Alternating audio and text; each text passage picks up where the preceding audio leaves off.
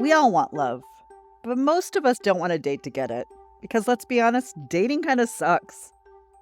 But maybe it doesn't have to if we actually know what we're doing.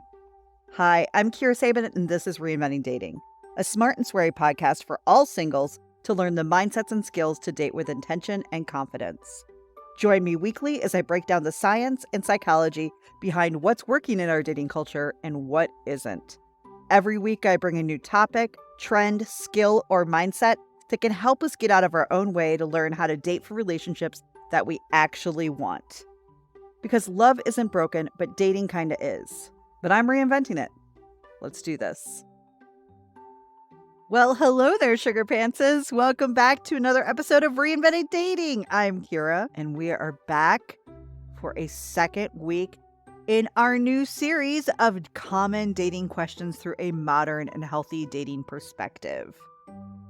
Now, a few things to keep in mind about this series. I'm going to be answering some of the very common questions that I get asked the most and that I see online, but bringing them here and talking about them through a more modern, non-gender role, healthy, science-backed, psychology-backed perspective. A few reminders. This is about finding a partner. So everything through my perspective is about partnerships, not just dating, not just relationships, not just getting a girlfriend or a boyfriend, but actual partner. I want people to be looking for partner behavior rather than just catching feelings. Everything I talk about is about partnerships, not just relationships, but both people being present, both people giving to the relationship, bringing things to the relationship, because that's what I see works. That's what I've seen work in my relationship. That's what I've seen in my clients' relationships. And I think that's what the future of relationships are. I think that women in general are pissed as we look around at the roles that we have been expected to do. And I think back, I spent a lot of my time looking at history, philosophizing. I fully understand how we got to the place that we have gotten to, which is women are the only one who can have children. And so for a lot of centuries, it was about protecting women and children because we are trying to make sure that the human race and the bloodlines and all the different things kept going. So more women were in the home, doing the cooking, doing the cleaning, raising children, because that's what made the most sense. Plus, without birth control, women were honestly on some level of pregnancy or healing from pregnancy or breastfeeding their children at all times. So there wasn't an option for a woman to be the breadwinner. That wasn't a thing. That might be true for 1880. That's not necessarily true for 2024. And I don't think what we ever thought was going to happen is that women would also start to work full time and still be expected to take on those kind of responsibilities. By the way, I'm not saying anything here about things that are good or things that are bad or things that even that are healthy or unhealthy. What we all have to realize and acknowledge is that plenty of women are making different choices now. The world population's doing just fine. So women get to choose to be in a relationship or not. Women get to choose to date or not. Women get to choose to have children or not. And women get to choose to go after a career or not. All of those things are options. What we never did, but this is a whole different podcast, is then teach couples how to distribute duties so that everybody feels good. And the growing pains of figuring that out in relationships after centuries of tradition, centuries of things doing and being the exact same way is hard for a lot of people to swallow, to change, to want to change. And I think that is one of the biggest problems with dating right now. And how we can get stuck in the minutia of dating. Do you guys like that I use that word? I'm super impressed with myself right now. because we get stuck in the details. We get stuck in the, but does this make sense? Because we've never fucking been here before, ever. Because I get it that if you have not put a lot of critical thought into dating and dating culture and how things are changing, you probably wouldn't think about this stuff. That's exactly why you're fucking listening to this podcast, right? Next, this is not about traditions or how we've done things forever. This is about setting every single dating situation up for the best chance of success possible. That's my goal with everything I do. Number 3, if you disagree with something, that's cool, but ask yourself why.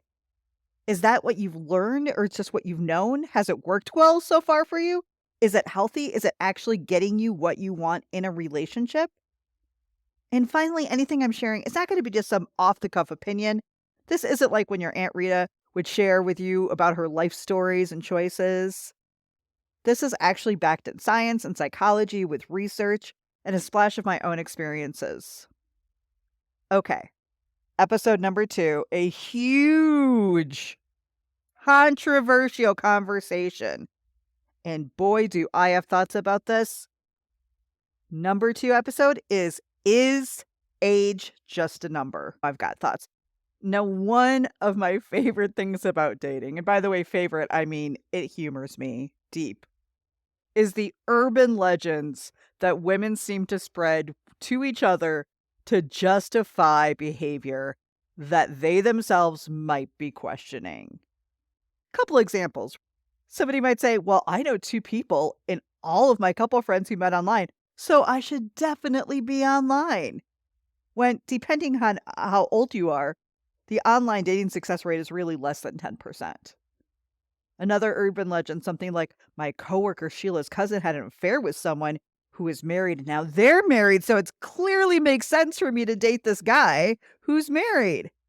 However, if we dig a little bit, I found just this morning, Dr. Janet Halper, in her book on successful men, noted that only 3% of men who engaged in extramarital affairs actually married their mistresses. And then according to marriage counselor Frank Pittman, men who do marry their mistresses have a divorce rate as high as 75%. Because the problem there is not usually their marriages, it's how they are in their marriage. And they're going to be exactly that way with you. Because they're not working on it. They're not going to therapy about it. They're just dating somebody outside their marriage. By the way, this is called confirmation bias. This is a cognitive bias. It's a thinking trap where we seek out information that confirms what we believe or want to believe, and then we disregard any information that goes against it. And why I'm bringing up these fun urban legends that I see in dating and relationships is because I think we definitely do this with age in dating relationships. So even though you might have heard the urban legend that your friend's son's ice skating teacher married her coach who was 15 years older than her, and they're still together, that must mean that age is just a number. Let's check the stats on that.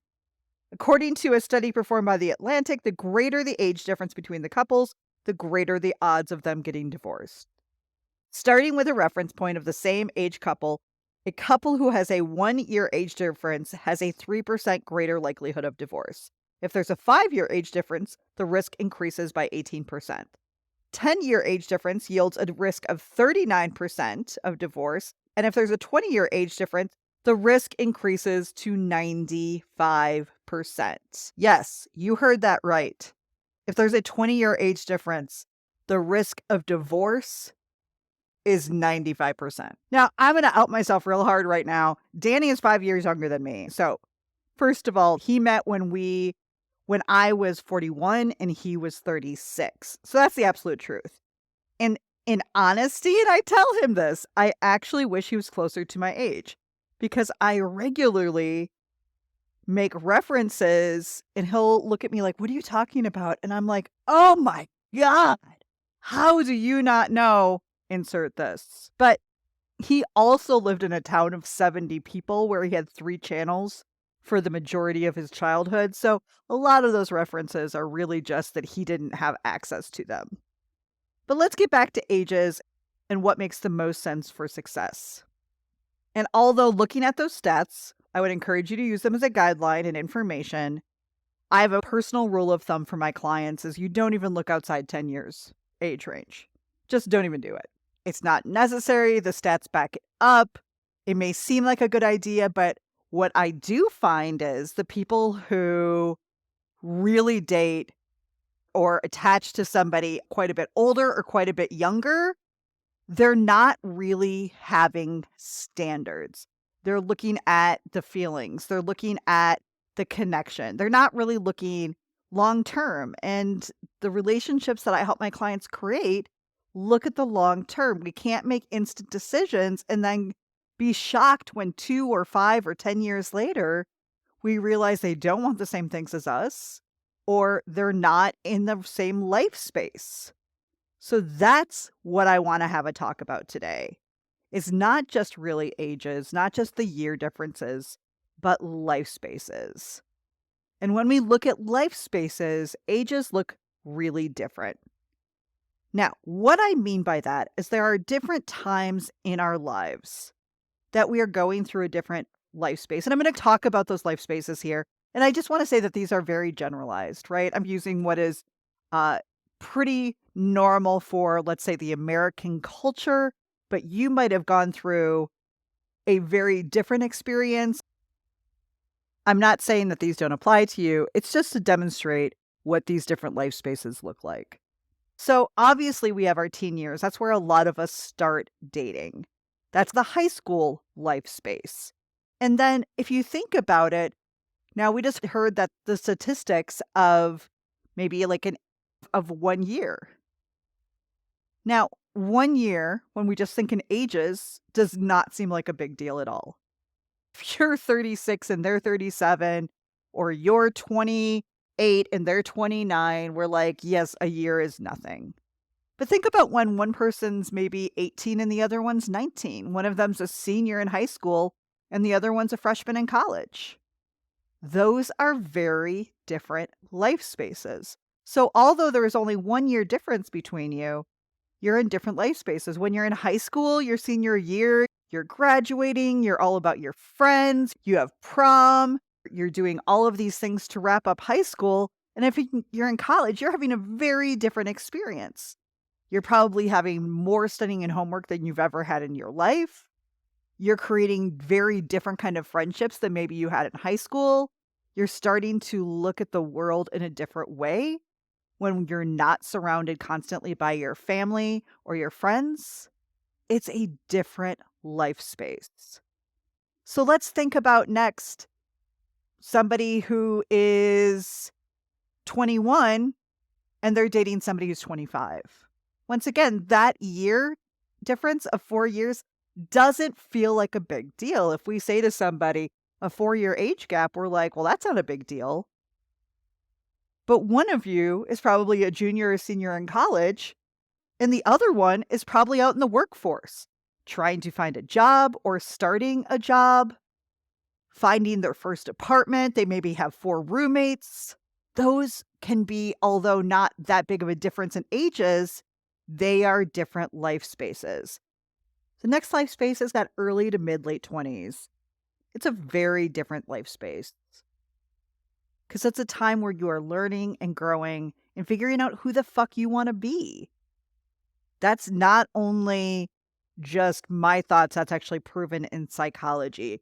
Our brains don't even stop growing and become adult brains till we are 25. Many marriages of people who meet under the age of 25 don't work out because they don't really know each other yet. And I'm just a personal believer that you need that time in your 20s to go, who do I want to be? I'm out on my own for the first time. I don't maybe have the pressure of my parents or childhood friends or religion or some other things that can really make us not who we are. So really that time from college to me until your late 20s is really just figuring out who we are, and the stats back that up, that most people who meet and marry under 25, the divorce rate is much higher. Now, next we have that weird life space, which is like the late 20s until I'm going to say maybe late 30s, maybe even 40. And it's a weird life space because everybody looks the same. You don't really know. You might meet somebody and think they're your age. You might be 40 and then you find out they're 29. You might be 29 and meet somebody and think they're your age and you find out they're 35. So it's kind of just this weird thing. If you're single, lots of people are out there looking. Lots of people are out there dating. So it can be really easy to meet somebody, flirt, have a great time, and then not until the second or third date go, "Oh, I'm sorry, how old are you? Oh, I did not see that coming." And then we're already like, "Oh, they're really cute. Great kisser. I don't know, maybe." I can definitely hear in my head young Kira saying, "I don't know, why the fuck not?" Here's why the fuck not, my friends. Why the fuck not is not the way that we should be approaching long-term relationships. Why the fuck not should not be the way that we are picking our life partner. Hey, if you are in your hoe phase, like fantastic, like go for it, have fun, make sure everybody's on the same page as you. But you do you. I am not even going to try to pretend that I have not kissed and made out with people way too young for me through the years before Danny. I'm not even going to pretend for one fucking second. But I also did not think that those guys were going to be the one for me. But I'm also not going to pretend that I sometimes didn't attach, that I sometimes didn't get feelings for people that didn't make sense for me to get feelings for. And that was really on me, my attachment style, and my loneliness. And then as we move up, we're in our 40s, which can be different for lots of people. Now, I just turned 50 this year, so I've just said goodbye to my 40s, but I really enjoyed my 40s as a decade, for sure. It's my favorite so far. I'm hoping my 50s blows me out of the water. So far, no, it's not. But I know people who are in their 40s who are grandmothers. And then I also know and have clients who are in their 40s who are single, dating, and still wanting to have kids. So that can look very fucking different. You might be the same age or within a couple of years of each other, but looking or wanting two very different things. Not too long ago in one of my Facebook communities, I was asking if anybody had any questions they want advice on or for the podcast. And there was a comment from a lady who said she was going on dates with younger men. And I said, "How much younger?" And she said, "Last night I went out with somebody almost 24 and I'm 31.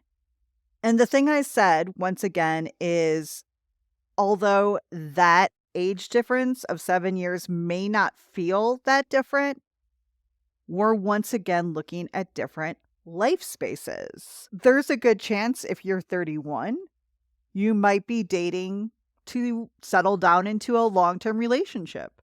You might be looking for a potential partner, for a potential co-parent, for somebody to do this thing with you.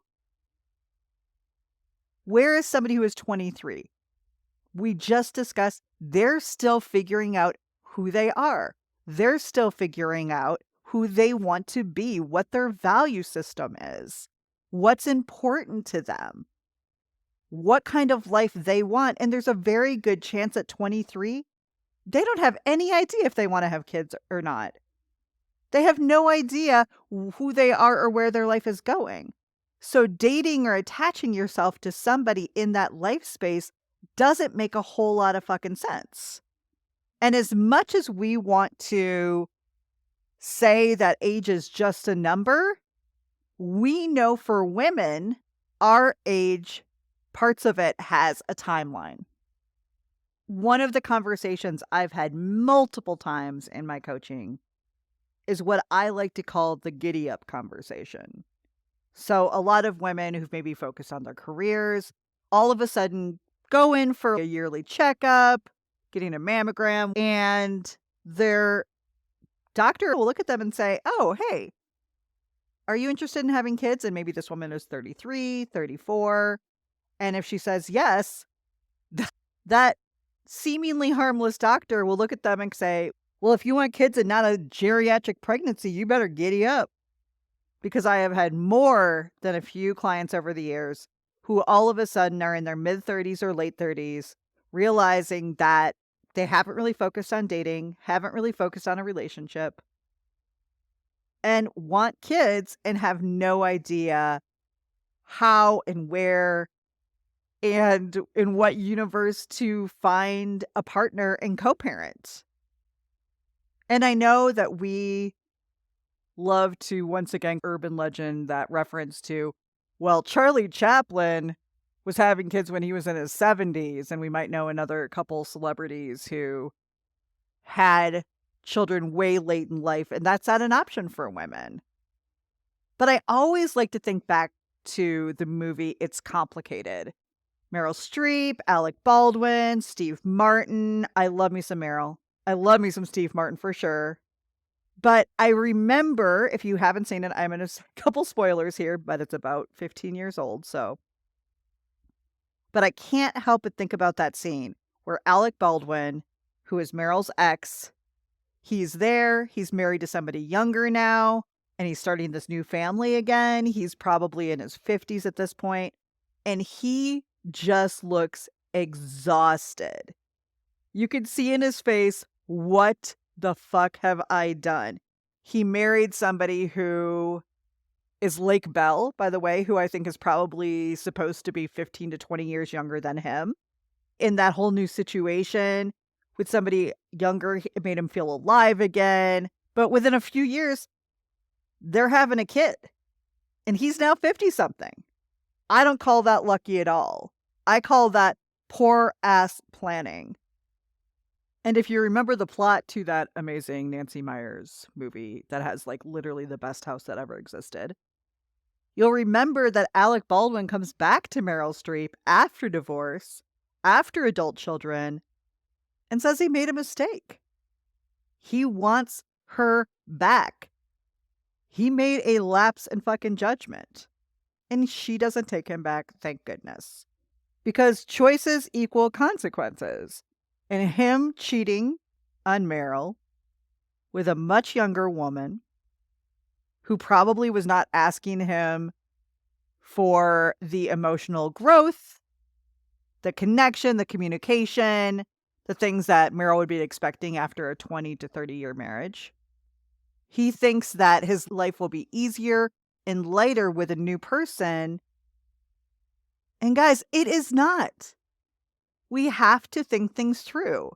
Is this action going to create the future in the relationship I actually want to have?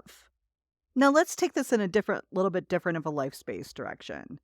Let's say you're late 20s, early 30s, and you've met somebody who's maybe 15 to 20 years older than you, but in great shape, young at heart, out hiking every weekend, living their best life. And we act the same because we're both adults and we want the same thing because maybe they want a second family because they fucked up the first one. Or maybe they just now are getting around to having kids. Okay, maybe. But you need to be saying to yourself, if I'm 35 and I know I want to have kids, probably somebody who's 25 isn't going to be a great match for that because that's not on the top of their goal list. Or they're really not ready to settle down and become a dad yet. I don't know who you were at 25. I drank every day and was kind of an idiot. Or then dating somebody who is 45 or 50. You might be like, we're the same. It's all good. We are both adults. But listen, they're going to be retired by the time that your kids are graduating from high school. They may retire in the next 5 to 10 years. Are you comfortable with that? If you're 30 and they're 45 or 50, do you want to be retired in your early 40s? Are you willing to go to a retirement community with them when they're in their 60s and you're in your 40s? You are probably going to be surrounded by friends who are their age. So all of a sudden, you not only are dating somebody or having a relationship or marrying somebody who is a certain age, most likely their family, their friends, their references, their values are going to be different than yours. I have heard story after story from clients who have dated somebody much older and it didn't work out because their friends hated them. Because they would get together in this friend group and everybody's 15 to 20 years older than them, judging them, sharing stories of the last 20, 30 years that they don't even get. That's not how you start relationships. That's not how you build relationships. And that's not how we keep them going. Because I'll tell you this once again, love is only going to last if you've built a relationship that grows it. You can't just go, oh my God, this person who's literally my dad's or mom's age is the one for me. And then 5 years from now, you feel like you're suffocating because you're hanging out with a bunch of 60-year-olds and it doesn't fucking feel good. I won't even talk about the fact that sometimes even in their 30s, but 40s, if you're 27 and you're dating somebody 47, there's a good chance he might be taking something to keep it up. Now, as a 50-year-old woman, I have no issue with that. I am hot flashing all the time. I'm going through perimenopause. We don't even like to discuss the fact that our vaginas become more dry and dusty, and you have to have a shit ton of lube for sex to even feel good. And Danny would probably want me to point out that he is not taking anything to keep it up. But as we grow older, because we're around the same age, we can see each other in that. We can respect each other and we can support each other in that. And that's really, really important to keep our love and relationship feeling good.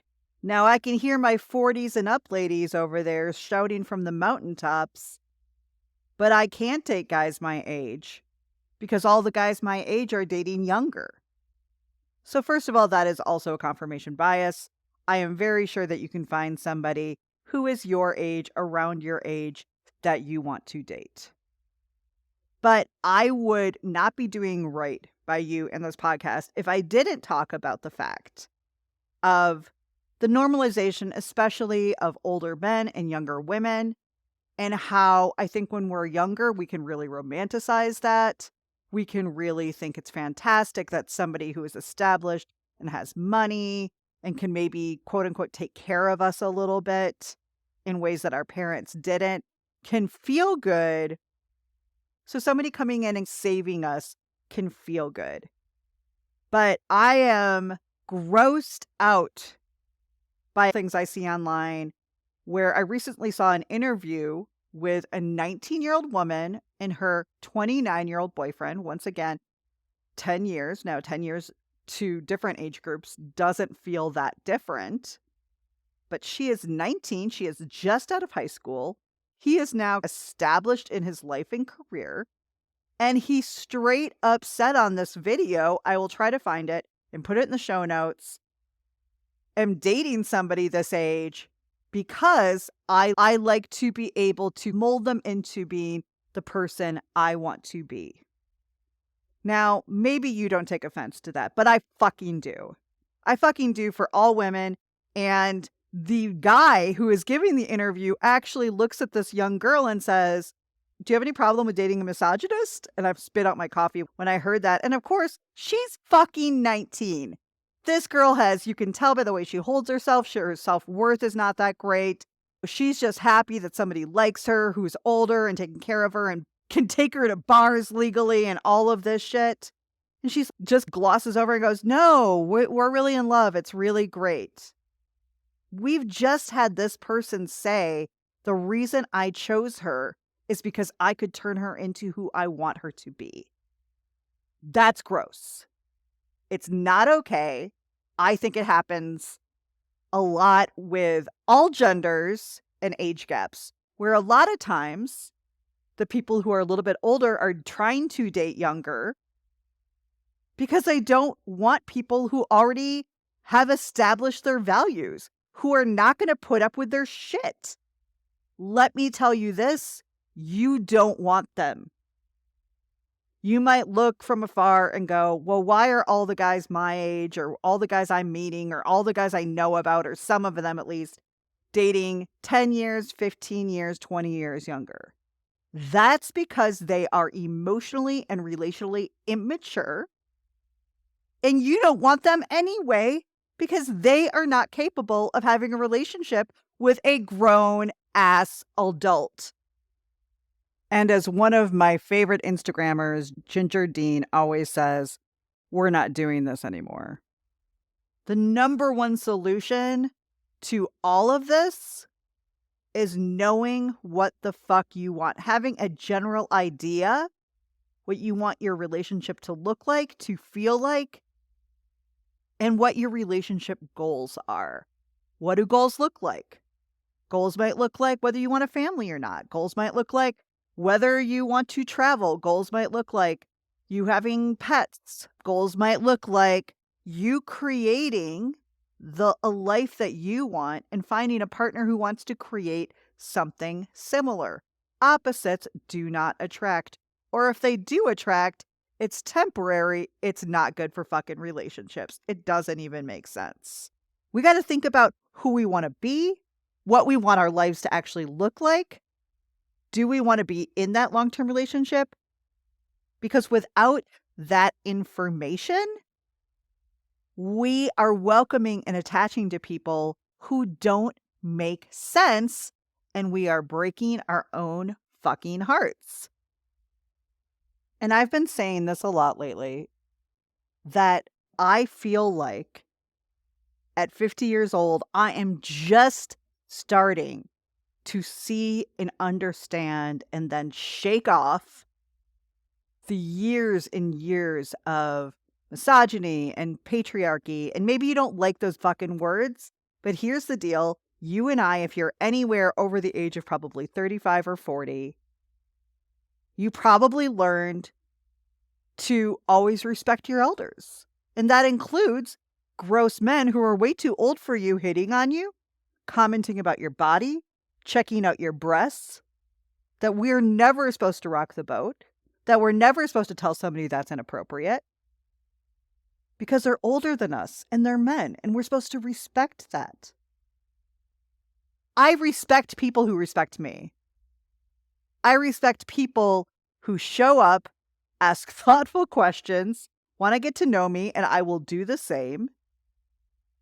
And see me as a full package of a human, not just my body, not just my weight, not just my age, not just whatever.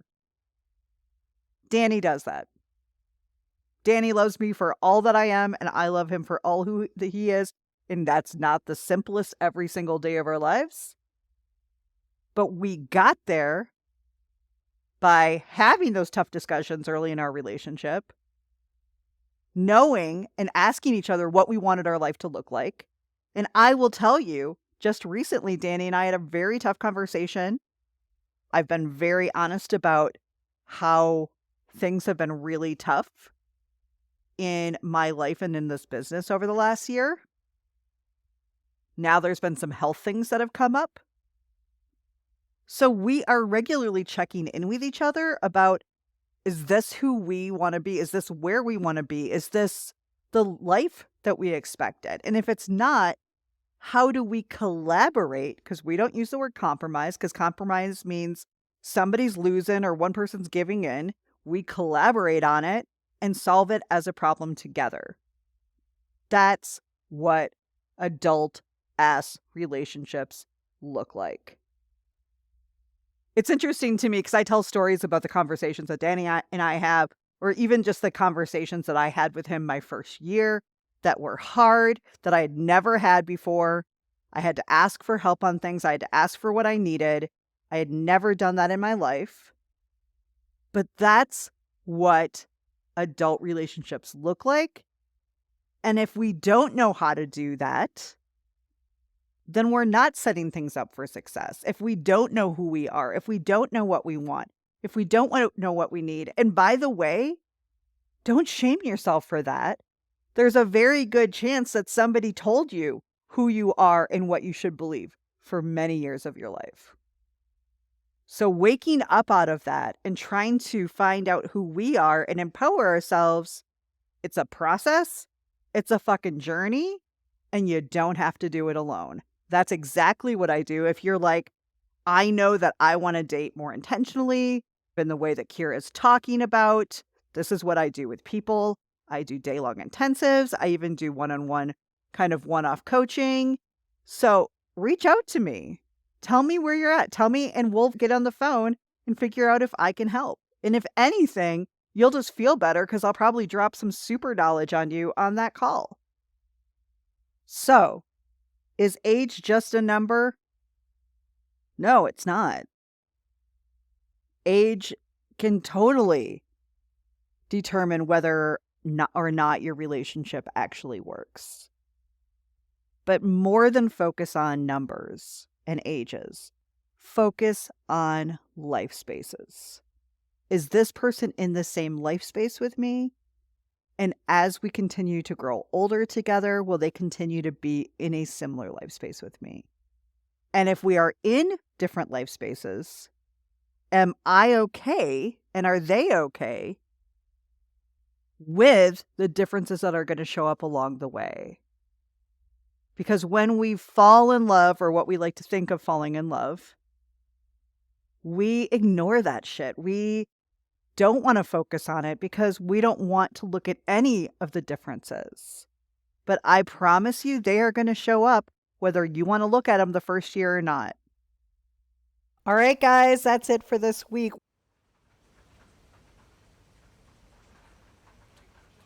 What did you learn? If you liked this, if you loved it, please make sure you subscribe. Come check out reinventingdating.com. And one huge favor, please share this with the other singles that you know so we can all reinvent dating together. Because when we know what love is, when we know our mindsets, when we understand how we work, we understand the skills, we can get in better relationships, period. All right, guys, I will see you next week. Until then, don't forget to meet love halfway.